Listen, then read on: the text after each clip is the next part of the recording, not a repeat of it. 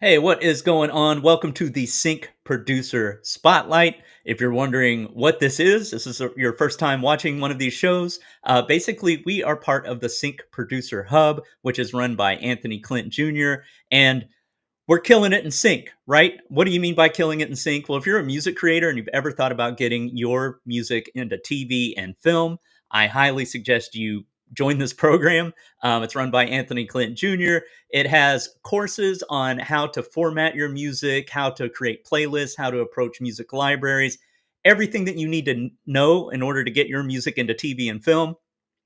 We have a whole community here, and every week or every 2 weeks, we like to shine a spotlight on one of the community members who's doing things with their career, who has insights to share. The talent in this group is incredible. It's a privilege every 2 weeks to get to be able to interview these people, pick their brain, and help each other reach our goals. Get our music into TV and film, and hopefully make enough money from it to make a living. So that being said, let me bring on our guest today, Michael Connor. A lot of us know him as Michael Mick Connor. That's what we call him in the group.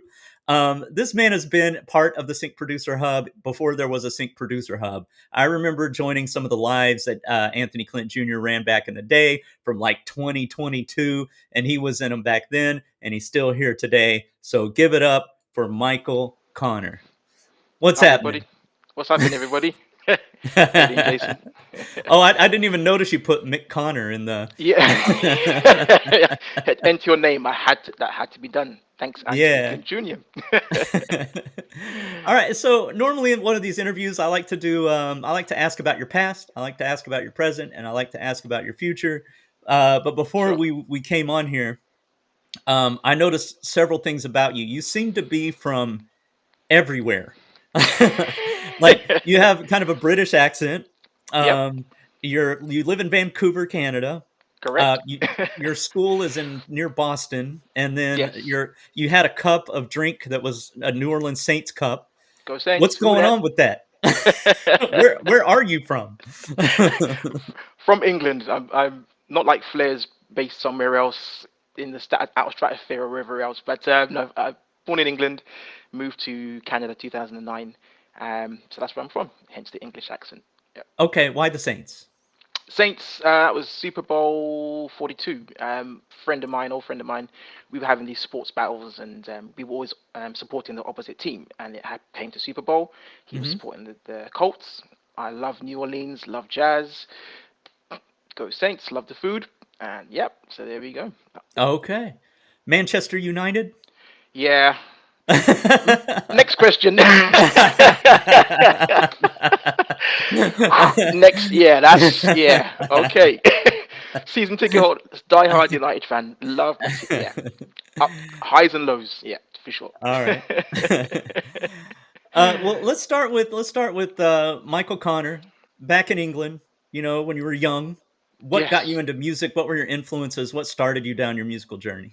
Oh gosh, that would be my limited um, parents' album collection of records and artists like on the late great songwriter Andre Crouch, and I'm from a church background, from Yep. Christian background, and hitting pots and pans, destroying sofas, tied newspapers make the best snare sound, just great cracking snare.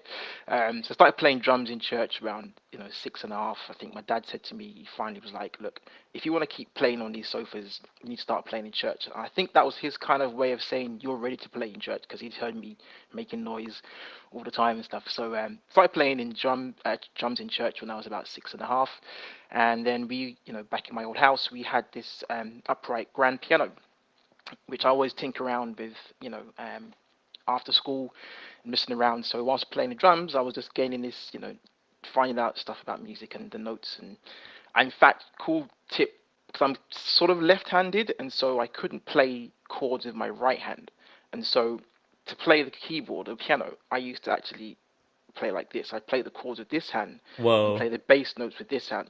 And it was down to like the syncopation issue with drumming. But then playing the piano, there's 88 keys, right? So unless you're Mrs. Incredible or someone with very, very long arms, you're not be able to reach the full extent at the same time. So eventually trained myself to play the other way around, and but my left hand still does play. It's really, really good for comping and voicings and stuff. So that's where that Play comes from. cross like, that would be a good, social media hook if you It play would be, like that, you know what I mean? Like, it might yeah, be something to catch people's attention. I don't know if you wanna create a presence or anything, but yeah, but yeah, yeah. exactly.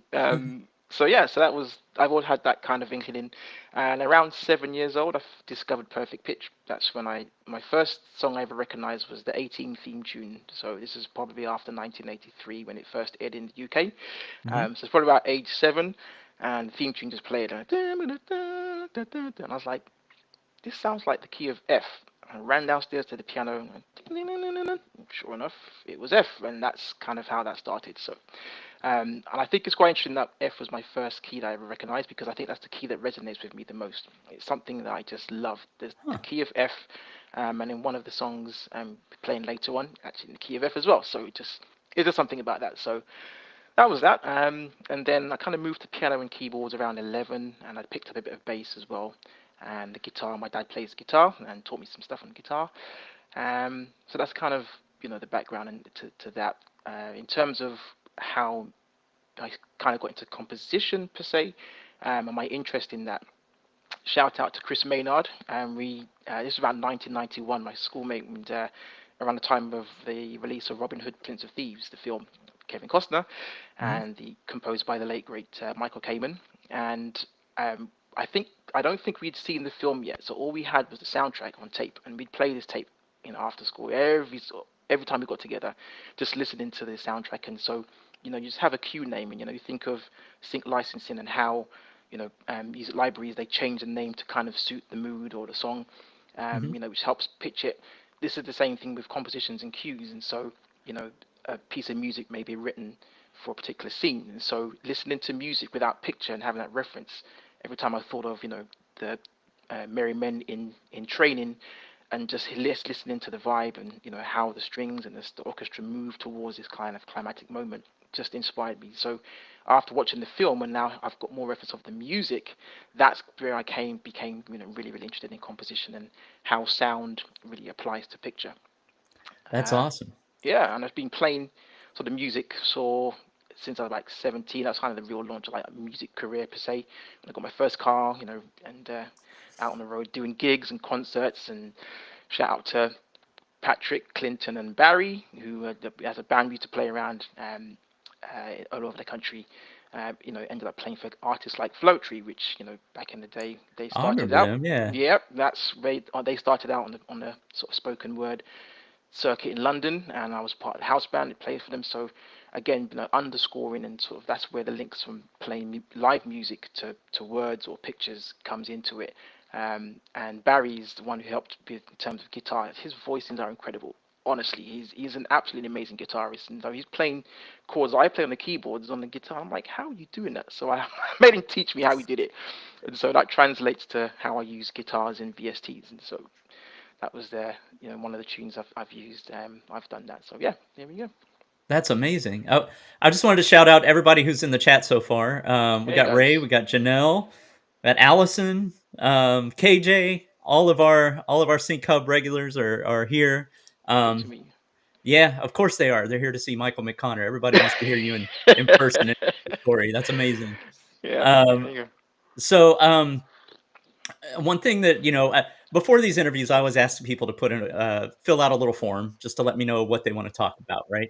And you had the Prince of Thieves you were listening to all the time. You grew a passion for learning how to make music to tell stories and things like that. Yeah, And then, is that why you went to school for that? And can you tell us about your education and what happened with that?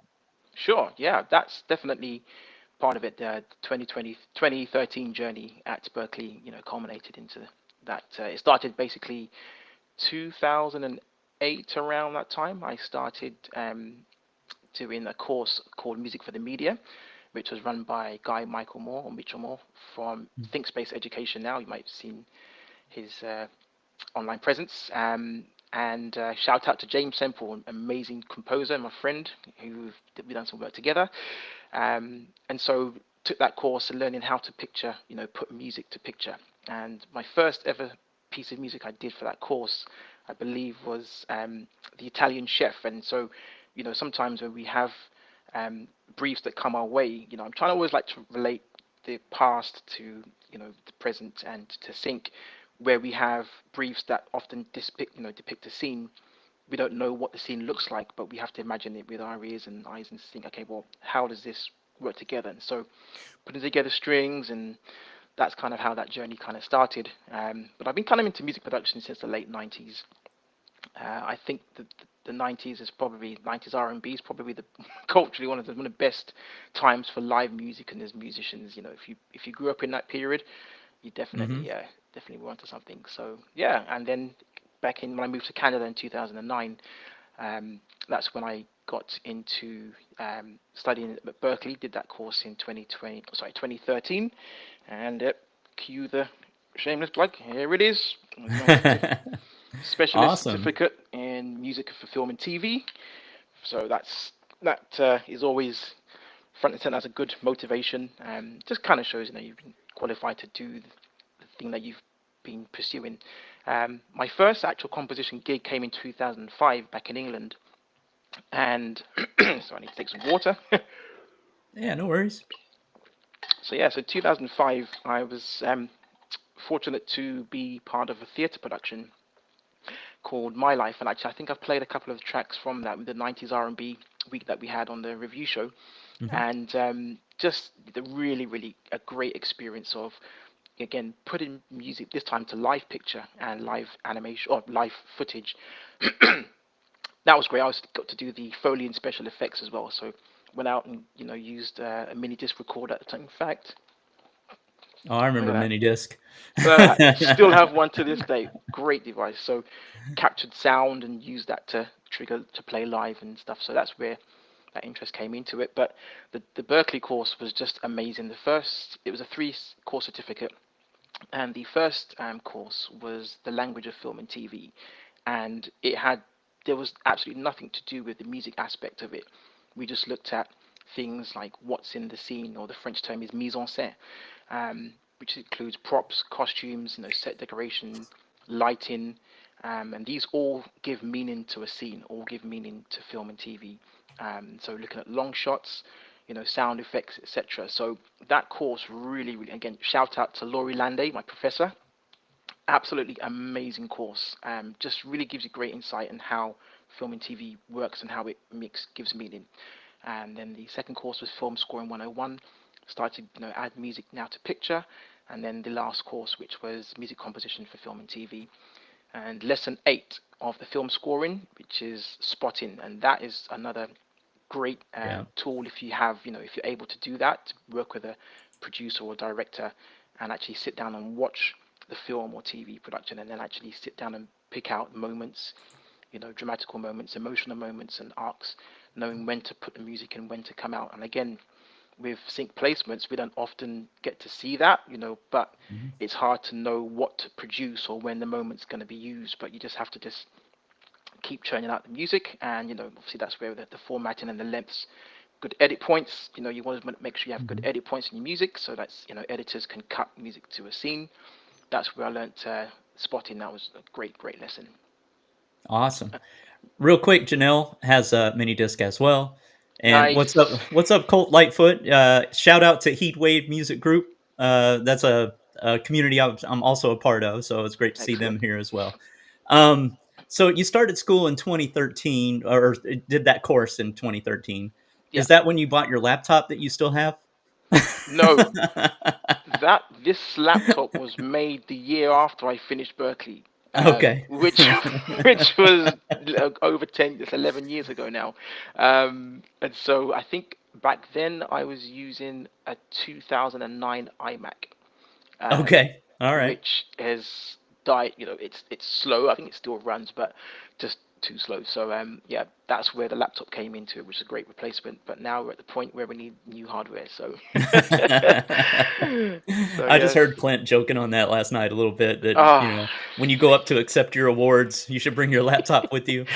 I think I am going to make a case with the system overload error message in Logic Pro. I have a screenshot of it, so I think I might blow it up and put it on as a screen protector or a case or something on the laptop, just as a reference. Because yeah, the amount of times I've seen that message, I don't know. It's countless. It really, really is countless. So, but yeah, and ironically, I love Max, and my middle name is Adrian. So my initials are MAC, which is Oh, there you go. there we go. So Matt Connor kind of still works, there we go. Awesome. So, like, I was mentioning in the intro, that, I remember you from 2022. Like, when Mm. did you discover the Clint universe? When did you join? And, what have you gotten out of it so far? Oh, I think it was 2022, if not late 2021. Again, I think it was an ad on Instagram. Um, so shout out to good marketing because the algorithm was algorithming or something, and definitely hooked me. And the thing with I think with Anthony Clint Jr. is that something resonated with me in terms of a lot of similarities between his background and mine. We both have the same barber, as you can kind of tell, but also just from his background as well.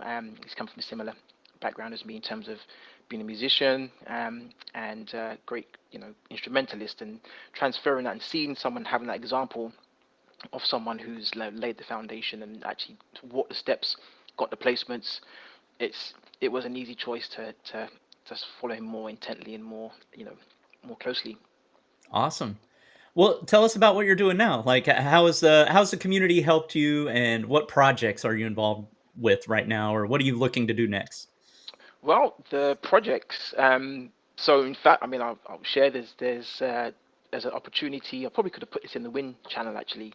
Um, I had one of my other side hustles per se is background acting, and that I've been trying to really fuse background acting and use that as a doorway into music. I've had the Ah, fortune of using the skills I have as a musician to act on stage and act on TV, in particular roles. So I had the privilege to work with Jordan Sparks, singer oh, from American Idol, and yeah. worked with Jeff Bridges on a film when he filmed in, I think it was 2017.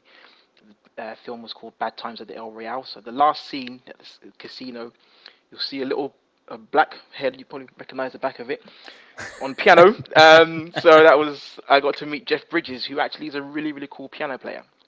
Oh, Didn't cool. realize it, and after lunch, we he came back to the piano. He was asking which one of the band members is the piano player. So I raised my hand, and he said, this song. I didn't know the song, but just he started playing it. I was just like, I just sit and improvise and jam. So I got to jam with Jeff Bridges. But back to fusing film and TV together. Actually, that's where my first placement came from. Actually, unofficial, but um, that was on a film in 2018 where I was a piano player, and I actually recorded the sound of me playing the piano. So I didn't get a credit per se as an actor, but I did get my music placed in the film. And to this day, that royalty check still comes through. So anybody watching who's on this journey, keep plugging away. Those checks still roll in, and I'm sure everybody still has placements that are still producing passive and residual income. So, Yeah. but going forward, upgrade the hardware, of course. Get a new McConnor Air, as players called it. Really trying to push and launch the Cinematic Afrobeats. I think one of the it's a really silly fear, but I think it's just a feeling of the overwhelming yeses, and so we know that the high turnover that we have to produce music, and having the ability to do that and the time to do that. Sometimes you get fearful. It's not even that they're going to say no, but it's when they say yes. Okay, we need more. We need more. We need more. I go, that's a weird fear for me, but that's the only thing that's something I'm anticipating, but I'm just trying to prepare for. And the three P's that we talk about: the production, the preparation, presentation. That transpires and goes through the whole sync journey process, not just from the present, the music side, but also preparing for future songs and catalogs and stuff. And so, yeah, cinematic Afrobeats, pushing that, and then just really get some placements. I want to do a jazz um, playlist. My first acceptance into a library was with a song called Copacabana Breeze, which they changed from a different name. Go back and watch one of the previous Clint production Clint Music Reviews. That's on there. But yeah, using the VSTs of jazz, it was up my wheelhouse, and so when that brief came through, to get that Yeah. acceptance was amazing. I was just like, yeah, we're there. And so my first deal came with the same company, and it's been restructured and working on another deal to do that. But yeah, those are some of the things I'm working on in terms of future. Congratulations. I Thank wish I you. had a horn. I gotta figure out a Yeah, way to do this horn thing. we gotta get that. We somehow have to get that for sure. I think so. You'd asked about what I'd learned from the hub as well. Is that what you did Yeah, you yeah. ask? I did want to touch on one thing that you mentioned though, Okay. because I feel like everybody could benefit from it. Oh, and by the way, Rich Rosen says that I guess Jeff Bridges and his brother were in the Fabulous Baker Boys. They had a whole movie where they're piano playing brothers. So Yes. Right. Of course. Yeah. he's the encyclopedia. He knows all that stuff. Yes. He does. One thing that you touched on that Clint kind of addressed last night in the live when he was talking about the marathon and all of that, Mm. and what was his name? Hormozy, Alex Alex Hormozy, Hormozy. right? Yeah. But you touched on a fear, right? Like sometimes when you're getting into the sync space, you might fear success, where they're like, Mm. "Hey, we need a lot more music, and we need it right now," right? So Yeah. that's something that could stop somebody. But one tip that I've learned, I don't know if this helps anybody, but is to play out the worst case scenario in your head. Okay, what's Mm. the worst case scenario? I don't deliver. What's worst case scenario after that? They don't work with me anymore. Yeah. What's the worst case scenario? Maybe your reputation's not so good, right? That's about Mm. as bad as it gets. But there's so many music libraries and nobody, Yeah. there's always a second chance if you keep doing the marathon, if you keep Most showing definitely. up every day. So I'm glad you touched on that. Yeah. That's one thing I'm kind of learning from the hub. So I guess we'll transition into what you've learned from the hub and like things that you've used in your career so far. Yeah. Definitely is. It's the hub is a great place. Resources, education, fun. And sometimes the destination is the journey. Sorry, the journey is the destination. Yeah. And just being able to, get encouragement from people and just have that community where we're all in the same place. Everybody starts at the same, everybody starts at the starting line. No matter how long it takes you to get to where you're going, the start is the same for everybody. And I kind of made a note that, in terms of the marathon, Usain Bolt, sprinter, or Noah Lyles, don't try to be those characters trying to run a marathon because the training is, it's a different, the pacing is different, right? So, yeah, but everybody starts at the beginning, even Flares. And shout out to Flares because he's a massive Oh no, influence in he was like, born knowing everything, I'm like sure. yeah, yeah, we yeah. My I played one of his songs to my wife on one of the reviews, and she was just like, mm-mm. She's like, no, it's demons, and it's yeah. So she's she Flair's is I call him her friend, and she's like, nope, that music is scary. But yeah, he's something else. But yeah, finding your lane. I think we've got such a big, vast community, a variety of people of different backgrounds and musical, experience, singers, Mhm. and everyone has their own lane. And we do have collaborations and crossovers, but the experience and the information that we get is so invaluable. So yeah, so I finding that we don't have to invent the wheel is great because it's been laid out. The courses that Clint has put together, great resources. I mentioned this yesterday in the Q&A. Went back to the urban mixing course. Okay, right. Let's fix this sound issue. Let's fix this volume issue, and went from there. And yeah, great resources. So that's definitely something I've learned from the Sync Producer Hub. Awesome. Great. Yeah, All right. I have music of yours loaded up. So I thought cool. this might be a good time to play. Whenever I do one of these interviews, I ask, hey, like, give me a couple of tracks that you might be proud of or that you want to talk about. So we have Brighter Days and we have Here for You. Which one would you like to talk about first? And what's the story behind it? Um, let's do brighter days. Actually, Okay. yeah, yeah. Anything you want Let's. us to know before I hit play? Um, It's one I'm going to be pitching. It's still unlicensed. It's one of my favorite tracks done in key of F. And again, it's from the hybrid genre that we created on the stream, Hmm. Cinematic Afrobeats. Um, so I think at the time I listened, I heard a playlist at my church, and there was some Afrobeats, gospel Afrobeats music, and I just like, this resonates with me, my rhythm in terms of my background in drumming. So Hmm. Afrobeats started to learn to produce some beats, dive into that world, um, and then fusing the cinematic sound. Like, well, I don't really hear a lot of strings. I was hearing songs, but didn't really have like cinematic aspects, sports themes, like brass. I thought let's play around with the idea of fusing some of these elements together and see what comes up. And Brighter Days is one of those examples, and it was actually on the show where Flares was a guest on the reviews, and he voted it MVP for the show. So if Flares thinks it's good, then I guess there might be something in it. So I'll All see right. Well, now I what's can't wait to hear it. Yeah. yeah.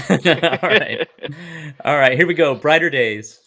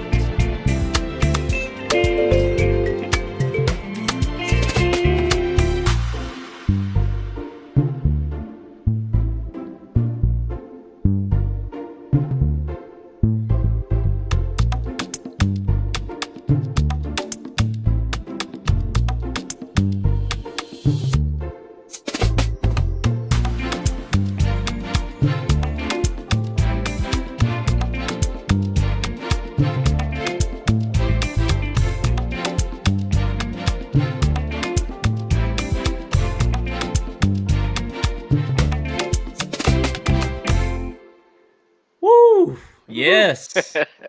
All right, hold on. I gotta stop screen sharing. There we go. Man. Yes. And You know what I love about your music? Can I say that before you start talking? Can I say what I love yes, about your please, music? please do. um, your music doesn't sound like VSTs.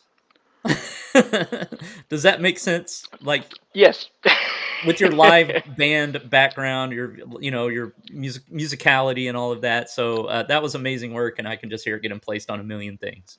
Thank you so much. Yeah, that's shout out to Justin Atherley, who's my back in England. We used to play a lot of keyboards and music together. He's my partner in chords crime. That's what I call him. We just amazing. He actually recommended the VST that I used in that production, the Hollow Body Blues, by Orange Tree Samples, and I'd actually added some guitars to that as well on that production. So shout out to Justin. Yeah, awesome, yeah. Yeah, yeah. There for a minute, I thought you said the guitar was a VST. It was No, all the really, guitars. Yeah, all the guitars are is dude? I don't VST. know how you do it. That's amazing. That's amazing. That's Barry Williams for you. I'm telling you. Yeah, Okay. Shout out to Yeah. Barry again.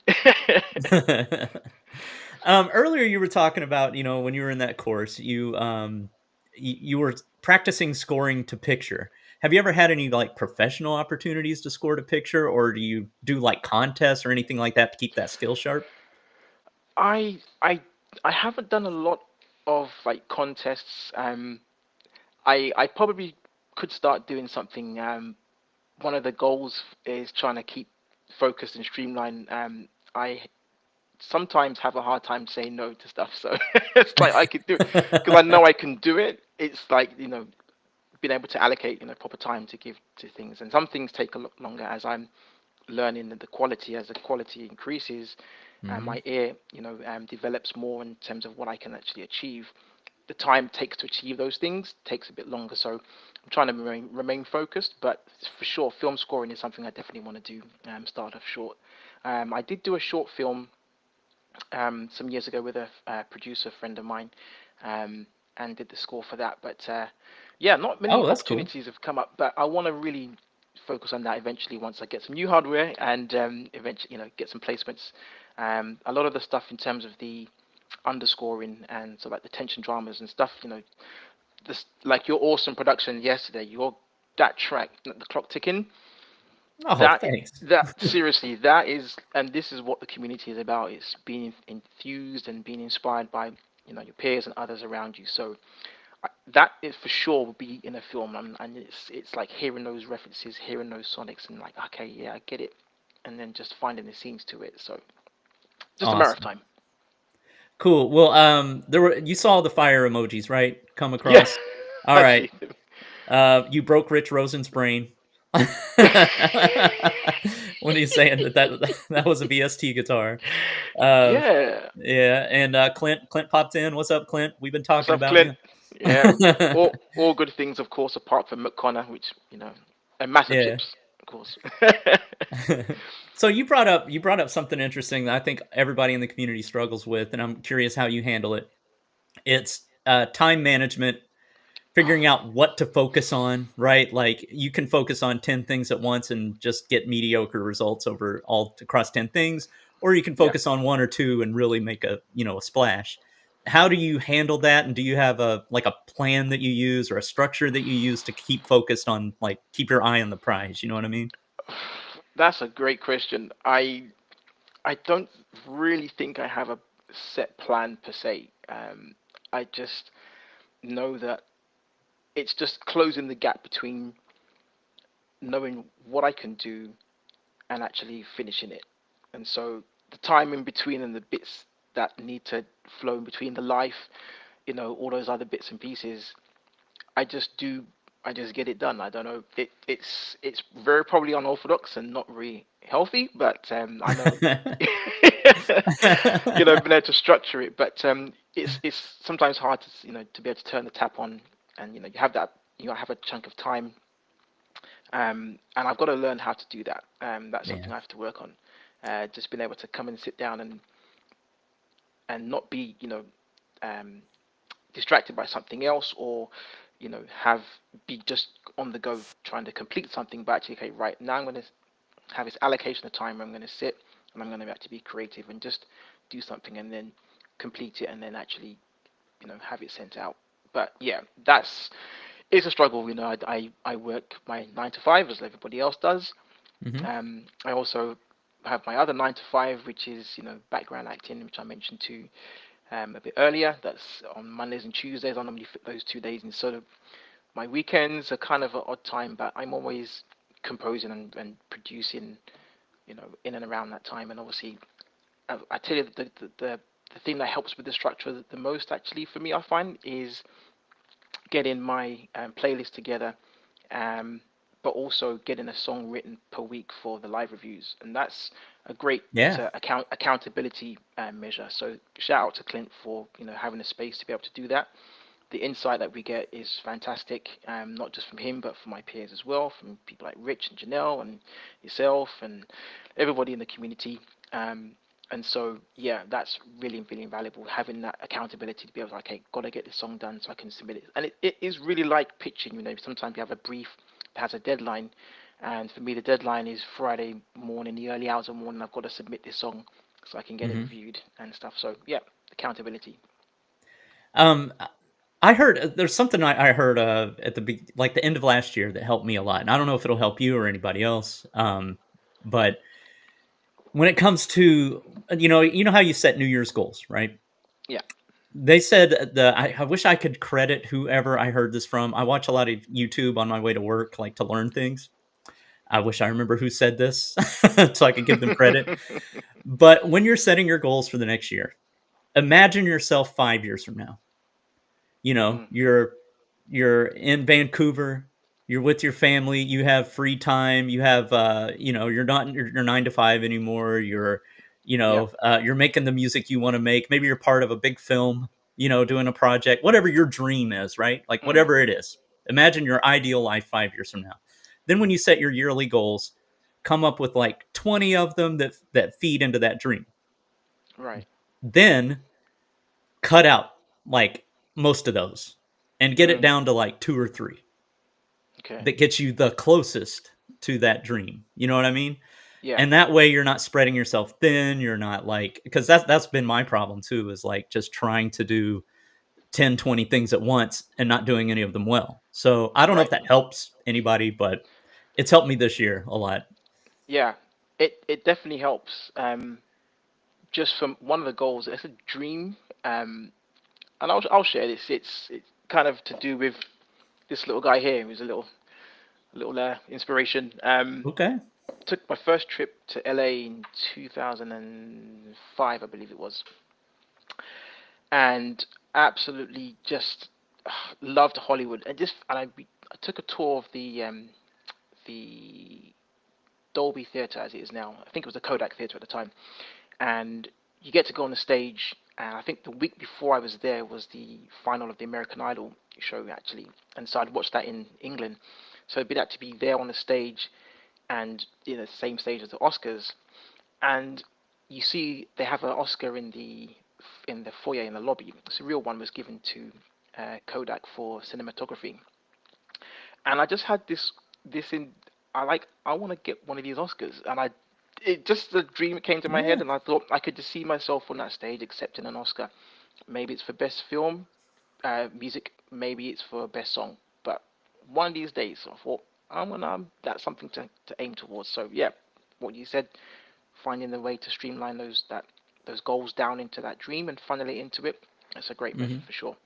And then you just build your weekly task to get there, like whatever it Yeah, is. And yeah, you got to remember time's a limited resource and for sure, pick the things that are most important. So yeah, I think you could definitely. get there. Hey, at least get nominated. Yeah, and and yeah, and it's surprising. I think there's probably breadcrumbs along the way to that dream, which you may be unsuspecting. And I've seen a couple of those actually through some projects I've worked with in terms of the string arrangement Mhm. that I'm doing. Just working with some people, and the next song, which when we get to that one, I'll mention a bit about the story of it. But just connections, and it's as you move through, it's people that you encounter and work with along that journey to get you to where you are. And I'm pretty sure that that dream it's a viable dream, and it may be more realistic than I actually think it is from right now. Well, as long as you bring the laptop on stage with you when you accept your Yeah, Oscar. for sure. Absolutely. Yeah, I probably will. I think I probably will do that. All right. We do have to answer one question from Rich that popped up in the chat. Yes. I think I missed what his question was. He wants to He, know you said hollow body something. What was the plug-in that you used for the guitar in okay. Brighter Days?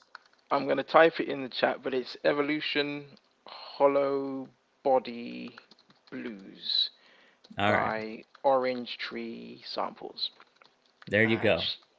and literally I've got the songwriter one as well, which I'm going to use in some. I used that actually on one of the other tracks for the Cinematic Afrobeats, and again with the African music, very very guitar similarities between African music and Caribbean music, the soca versus these West African influences, very closely linked.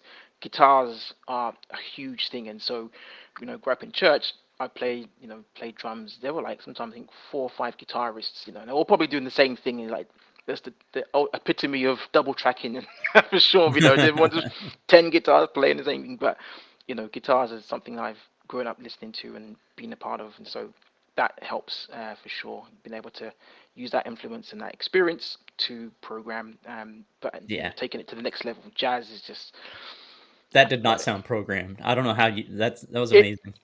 it's the technology and just digging deep and knowing how to use it. And Justin is to thank for that, because when I heard some of his productions, and I'm hoping that he is able to join the community at some point. Mhm. But his productions, I was like, how are you getting that guitar to sound like a and he told me about the plugin, and that was it. I was like, sold. There you go. Wow. That's awesome. Okay, so let's get into the next song, and when I play it, everybody, just so you know, it's on Spotify. I don't have a Spotify subscription, so we might have to listen to an Oh, ad. okay. I don't know, but I've got it here ready for you. So, "Here for You" is the name of the song. What did you wanna tell us about that? So this is kind of brings up to the string arrangement side and getting into some of that. Working with Chris Bailey, shout out to Chris, absolutely amazing, phenomenal drummer, and he's been songwriting now for the last few years. And there's a verse in the Bible, paraphrased, that says, "A person's gift makes room for them and brings them before great people." That was from Proverbs, and it's a true testament to Chris's journey to this point, because I think his drumming gift has made room for him for his songwriting abilities, and the doors that it's opened is incredible. And he's helped open some doors, a couple of doors for me as well. I've worked with another artist who was a violinist, and just to be able to produce strings from the violinist is Yeah. slightly unnerving, but just an amazing experience, because getting to blend and have that fusion between the live and the VST, that really another great chance to hone in those skills in terms of writing music for strings and string arrangements.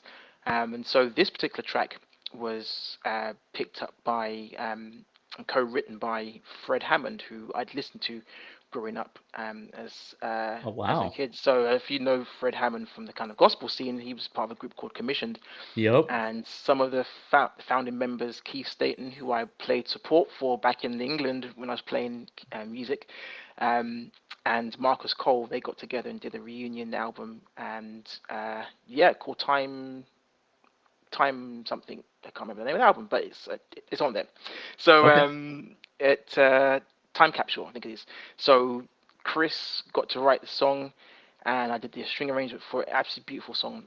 Um, and I believe it's going to get a placement. I just need to be structured. We need a sting. Well, it's got a sting ending per se, but Right. it's just an incredible story of life events, but also the solution or the resolution for that is, hey, I'm here for you. No matter what you're going through, you don't have to be alone in the dark. It's going to be okay. Things are going to change. I'm here for you. I'm here for you. That's the basic lyrics of the hook. So Amazing. absolute pleasure to do strings on that song and have a writing credit with Fred Hammond. Hey, not All too bad. right. All right. I want to hear it now. Okay. Here we go. And if it plays an ad, I'm sorry, but here we go. Here for you.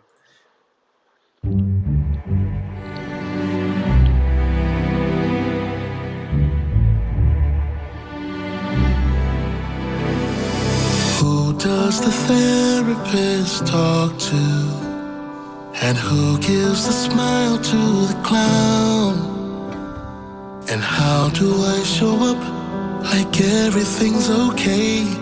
Peace is nowhere to be found. I washed my face and looked in the mirror. Truth was just staring at me. I heard a voice in my heart and I had to listen. This is what it said clearly. I'm here for you while you're falling apart. Here for you while you cry in the dark. It's gonna be okay, things are gonna change. I'm here for you, here for you. I'm here for you.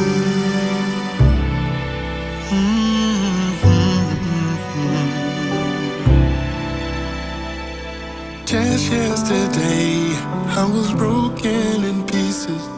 I couldn't hold up the weight. The doctor came in, asked me how I'm doing, but I had no words to say. Tears in my eyes, I tried to pretend. I watched him as he closed the door. With his hand on my shoulder, he said it's okay, and I couldn't hide anymore. He said, I'm here for you while you're falling apart. I'm here for you while you cry in the dark. It's gonna be okay, things are gonna change. Need you to know I'm here for you. It's okay, you can be honest. Say that you're not doing well. You're not the only one in pain.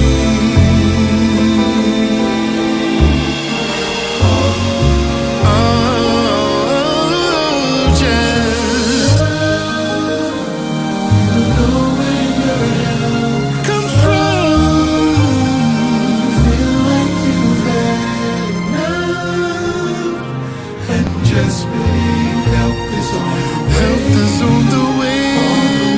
Just to wait. I'll pick you up when you're I'll shine a light when you're right in the dark. You'll look back and see that things will be okay.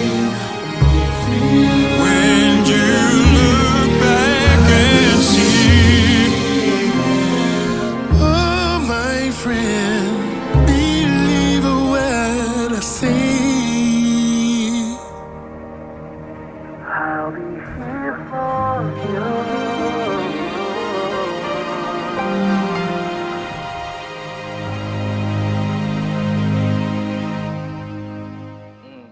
Damn. Woof. Oh man. Oh, Ah, sorry. that's I'm keeping the music going here. Hold on. There we go. There we go. All right. Wow. yeah. Some music does not need a sting ending. No. That is proof. Yeah. One of my the very first concert I ever went to when I was little was well, not that little, but I was an adult, but like the very first concert I could go to, because I come from like a church background too, was Nice. we had it was it blew my mind, and Commissioned was one of the artists there. That's the only reason I'm mentioning this. Like Commissioned opened it up, and then it was BB and CC Winans, Yep. and then it was Take Six. Yep. So talk about a vocal concert, right? Like Ex- that was when I was like, oh man, I thought I knew how to sing before then, yep. and then Yeah. I went to that concert and I was like, oh, I don't know anything. Yep. So amazing that you got to work with Fred Hammond and all of that. Do you have the splits worked out on that song already? Like, Yeah, because okay, there's quite a few writers on that track. So yeah, the splits are being handled. So good, yeah, good, they haven't started come through yet, but I'm sure that it's we know how long it takes sometimes for that trickle yeah, effect. You often turn the tap on at one end, and it takes a few seconds before the water comes out at the other end of the hose, right? And sure, yeah. so yeah, it's yeah. You Yeah. what I'm impressed most about the strings on that song, because was that you're somebody who knows, musicality. You understand the entire composition of the entire thing, and you don't have anything to prove. You just want to make the project better, and if you're scoring to picture, you want to make the story better, and if you know what I Yeah. mean, like you're Yeah. somebody who gets it. Yeah. um Yeah. Yeah. and not It, everybody does. So, some people will be like, okay, this is my chance, this is my one shot, and I got to make the strings the star of the show. right. That's not the star of that song. The star of that song is the emotion and the story and the lyrics and all of that, and Yeah. you completely understand that. So great job. And that has to be credit to Chris because he wrote a song. I I'm and I'll just share that it was down to there's a health issue, a medical issue, and he had to go to the hospital. And then whilst during that process and at the back end of that, coming out of it, that's where the song came from. He looked at the mirror and the doctor just came and said, "Look, it's going to be okay," and that's where the song came from. So beautiful stories, create the foundation for beautiful orchestration. And with Chris, again, he's a drummer, and he played the original version of the piano, Hmm. and a lot of it is based. The piano that's in that song is based off what Chris played, and I'm like, he doesn't understand music. That's the rhythm. He's absolutely amazing. Like, Yeah. but music, I'm like, Chris, you understand? We've written a song recently, which it's an amazing song, and goes from he starts off in B flat, then it ends up in G, then we end up in C, and then we end up in E before going back to B flat again. Now, Hmm. just the step alone from E to B flat, Clint, you know what this tritones, right? So how he did that, and he doesn't understand the concept of tritones or chord progressions and stuff. So I think it's a great blend and a great mix of take of I'm kind of like the translator because I understand what he's doing. He Hmm. doesn't know what he's doing.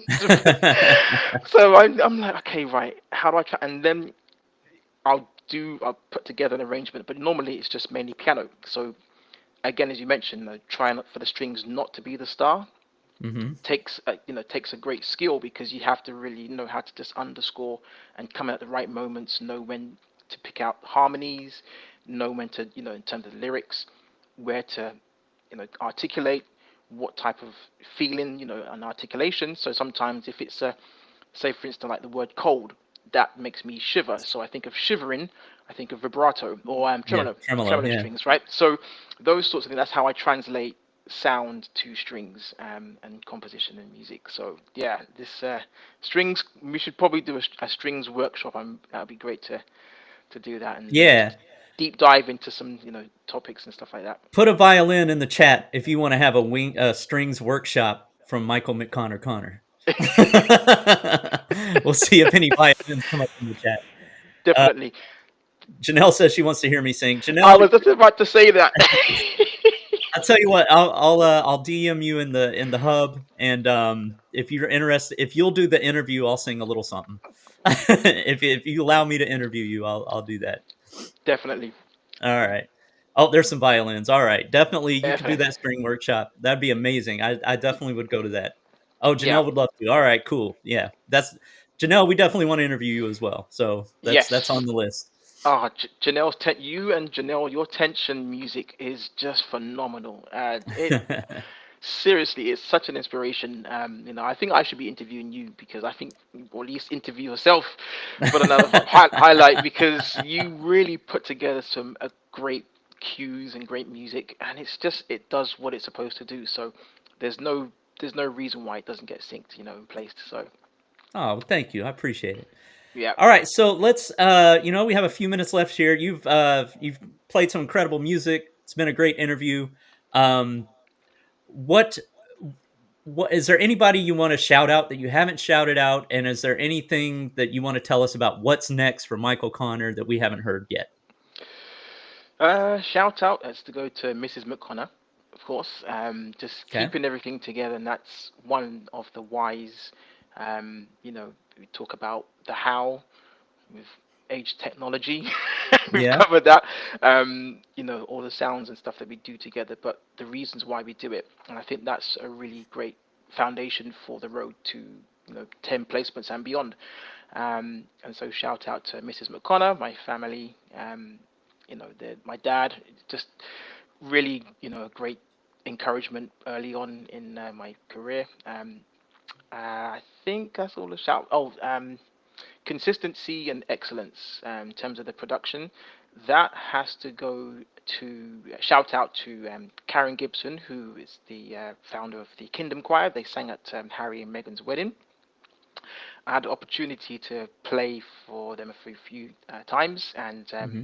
just excellence. I never forget this. We played. Speaking of gospel and some of the heritage, fusing gospel and classical together, you get Richard Smallwood, and Yeah. we had to sing the song that he sang at this St Paul's Cathedral in front of the incoming Prime Minister, was Total Praise.